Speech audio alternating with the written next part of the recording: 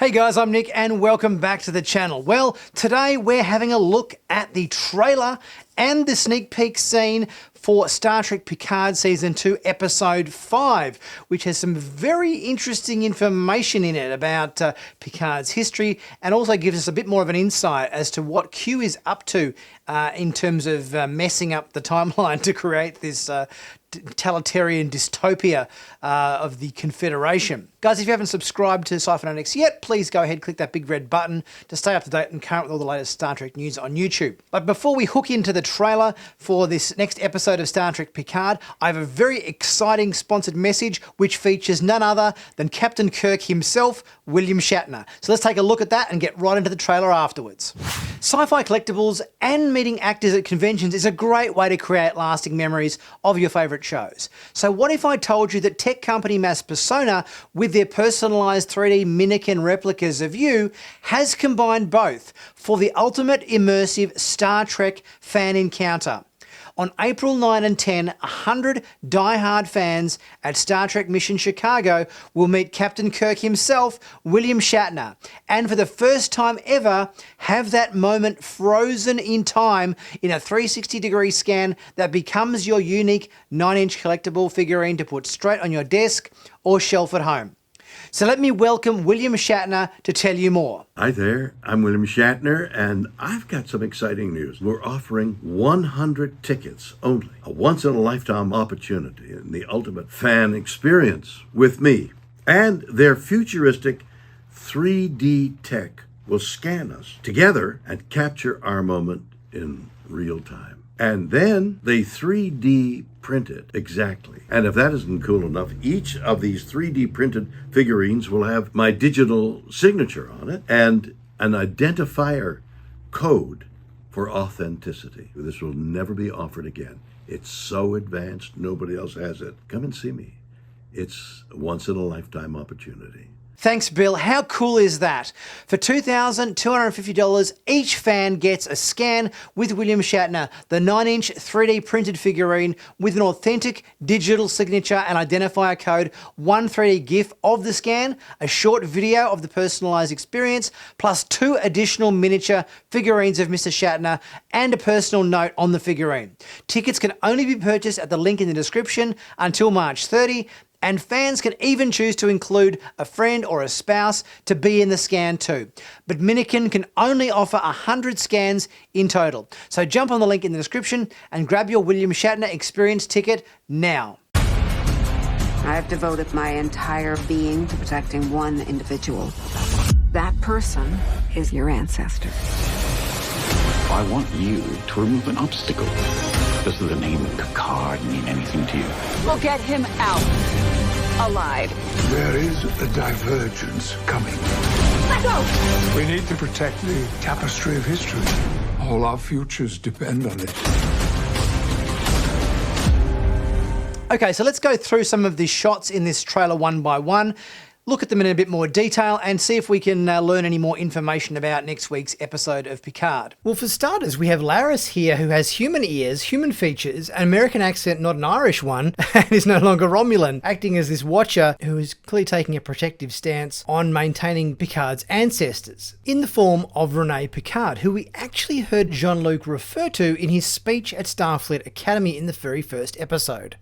A great cousin, Rene Picard, was instrumental in early exploration of this solar system. And it appears like with Q's powers on the fritz that he might have to recruit Adam Sung here to take out Picard's ancestor Rene Picard so that the Europa mission doesn't happen, therefore altering the timeline. A shot of Rene Picard here at some sort of fancy soiree that's probably related to the launch of the Europa mission. There's a shot later in the trailer that gives more context to this image, which is, I'm guessing, Dr. Adam Sung giving his daughter, who resembles Soji, some kind of infusion of treatment to help with some condition that she has. Maybe that blue vial that Q gives him is the cure to whatever she's suffering from, and that's the trade-off for him taking out Rene Picard. And it appears that Seven and Raffi's choice of immobilizing the bus that Rios is on is by using their tricorder to generate an EMP pulse, which then knocks out the engine of the bus so it stops and they can rescue Rios. Shot of the Borg Queen, who's obviously getting up to no good in this episode. And it appears that Jurati has got just a little bit too close to the Borg Queen in this episode, and she looks like she's getting a bit of a dose of nanoprobes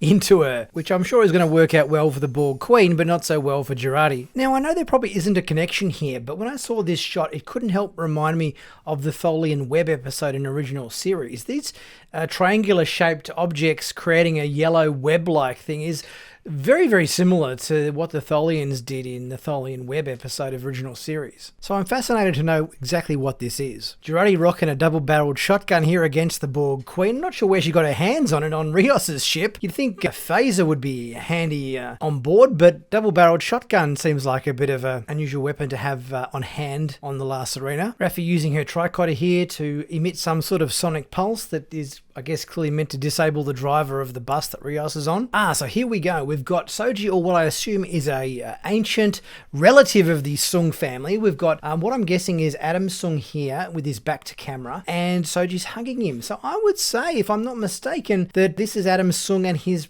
daughter, I'm going to guess, and that she's probably got some sort of condition, and he's administered some form of syringe to some treatment for her. This is where the template for the Soji android came in from Data's painting, is that the Soji character was modelled off an ancient daughter of Adam Sung. Rios taking out one of the guards on the bus. Everyone back at Chateau Picard now looking somewhat a bit sad and depressed. Obviously not good news being delivered here. Clearly things are not quite going to plan for our heroes. Okay, so now we're going to take a look at the sneak peek scene from next week's episode and see what that has to offer in terms of what Picard and crew are up to in episode 5 of the new season. So let's take a look at that.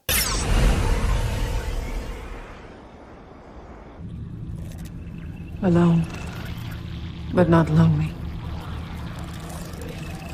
Silence so loud. Voices carried everywhere on invisible strings. I've got to say, I'm really enjoying Annie Wersching's portrayal of the Borg Queen this season. I think by the time we get to the end of the season, she will have probably portrayed the Borg Queen on screen for more than any other Borg Queen we've had in the past, with Susanna Thompson and also Alice Krieg. And I think she's doing a great job of it.